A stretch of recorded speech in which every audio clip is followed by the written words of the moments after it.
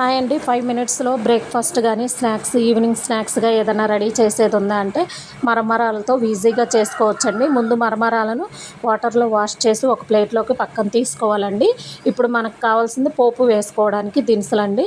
ఇంకా వేరుశెనగ గుళ్ళు, 2 ఎండుమిరపకాయలు, జీలకర్ర, తాలింపు దినుసులు, కరివేపాకు, సన్నగా కట్ చేసిన అల్లం వెల్లుల్లి ముక్కలు, అలాగే ఒక టమాటా తీసుకొని సన్నగా కట్ చేయాలి. ఉల్లిపాయ కూడా సన్నగా కట్ చేసి పెట్టుకోవాలి. పచ్చిమిరపకాయలు లాస్ట్లో గార్నిష్కి కొత్తిమీర కంపల్సరీ ఉండాలండి.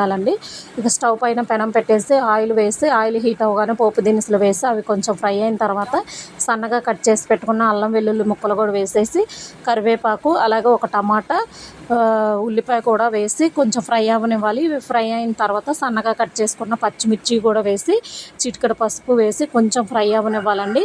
ఇవి అలా ఫ్రై అయిన తర్వాత ముందుగా క్లీన్ చేసి పక్కన పెట్టుకున్న మరమరాలు వేసి మన టేస్ట్కి సరిపడినంత సాల్ట్ వేసి కలుపుకోవటమేనండి. లాస్ట్లో కొత్తిమీర వేస్తే ఎంతో టేస్ట్గా ఉండే స్నాక్ అయితే రెడీ అయిపోతుంది. ఓకే, బాయ్ అండి.